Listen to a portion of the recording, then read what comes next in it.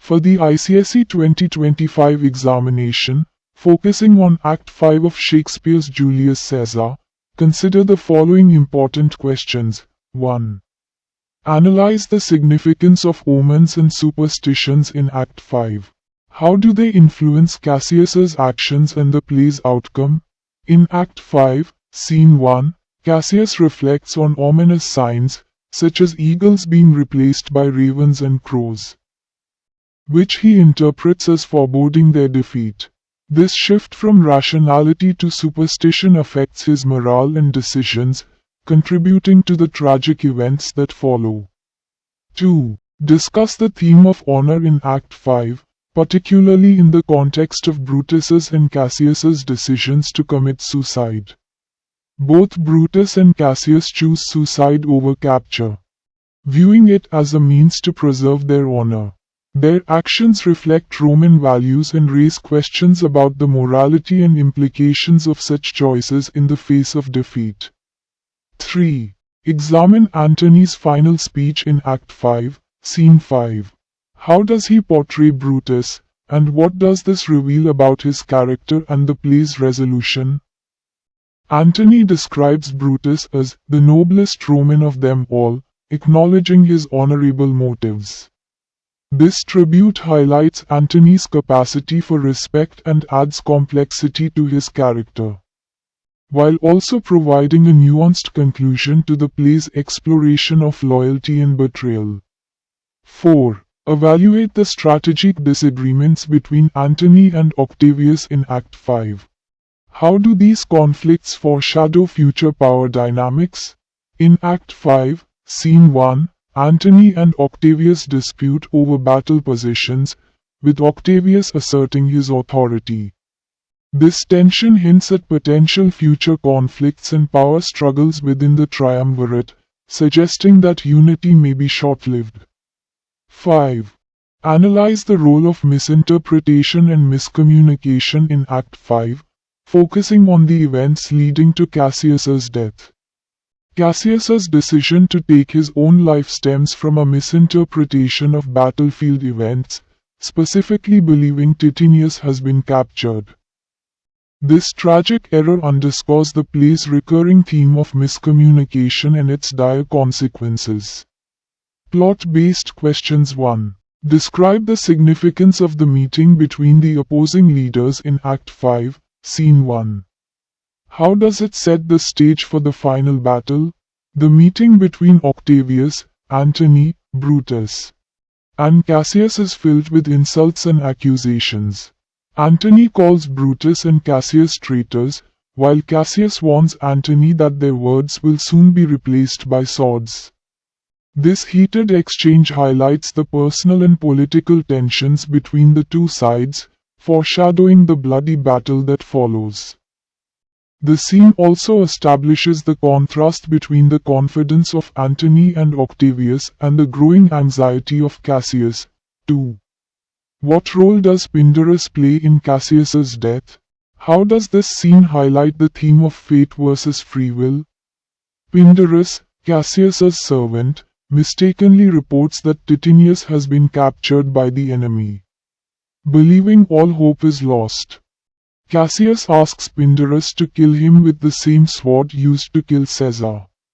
This tragic misunderstanding underscores the theme of fate versus free will.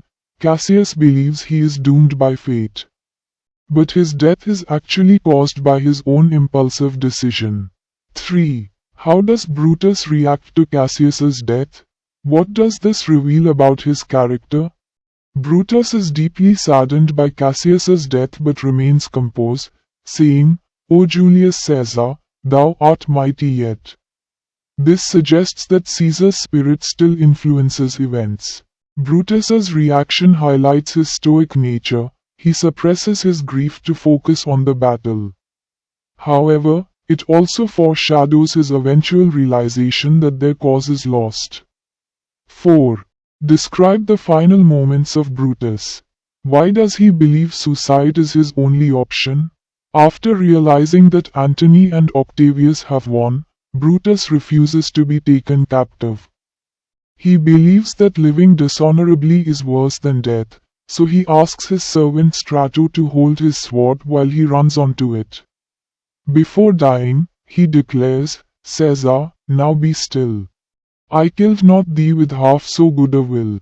This suggests he now regrets killing Caesar and accepts his fate.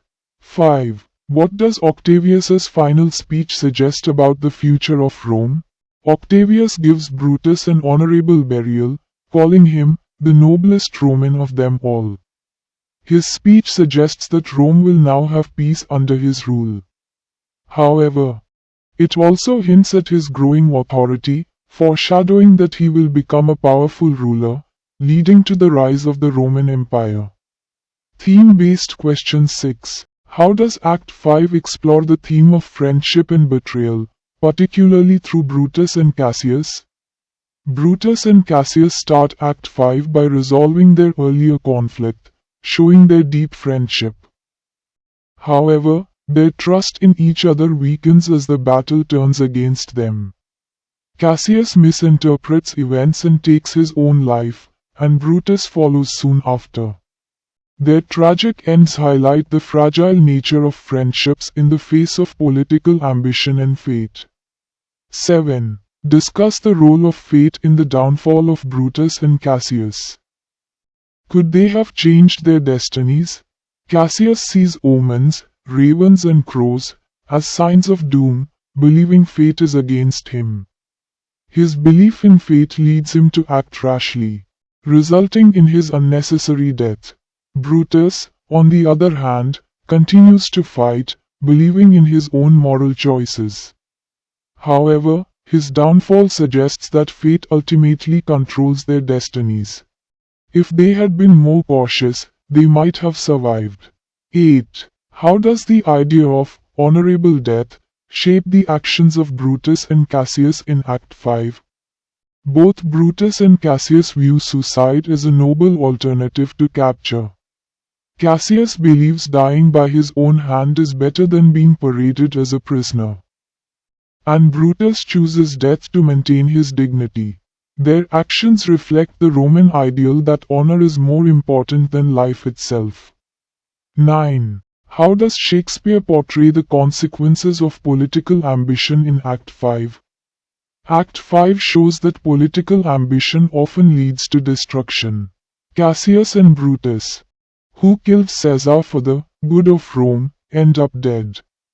Antony and Octavius, motivated by power, emerge victorious but are already showing signs of future conflicts. The play warns that unchecked ambition leads to chaos and betrayal. 10. Compare the leadership styles of Brutus and Octavius in Act 5. Who emerges as the stronger leader? Brutus is noble but idealistic, believing in morality over strategy. Octavius, however, is pragmatic and assertive, as seen when he contradicts Antony on the battlefield. In the end, Octavius emerges as the stronger leader, ready to rule Rome with a firm hand. Character-based questions 11. How does Brutus's behavior in Act 5 differ from earlier in the play? What causes these changes? Earlier, Brutus was confident in his ideals and believed he was doing the right thing. In Act 5, he becomes more reflective and acknowledges the consequences of his actions. The deaths of Cassius and Titinius weaken his resolve, and his own death shows that he has lost faith in their cause. 12. Why does Antony praise Brutus at the end of the play? How does this contrast with his earlier views? Earlier, Antony saw Brutus as a traitor and manipulated the crowd against him. However, by the end, he acknowledges that Brutus acted out of genuine concern for Rome, unlike Cassius and the other conspirators.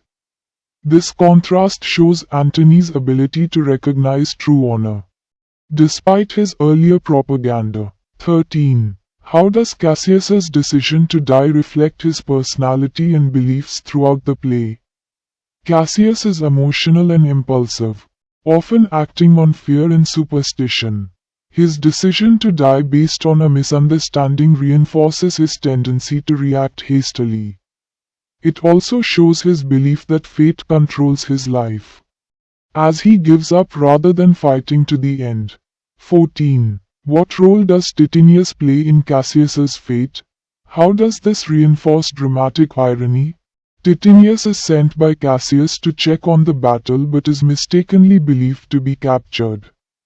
Cassius kills himself based on this false assumption, but moments later, Titinius returns unharmed.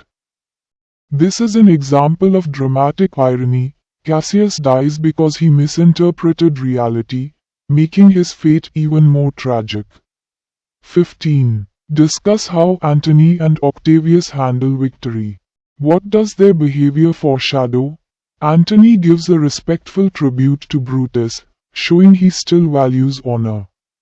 Octavius, however, takes charge and makes final decisions, showing his growing dominance. This foreshadows Octavius's eventual rise as the sole ruler of Rome, becoming Emperor Augustus.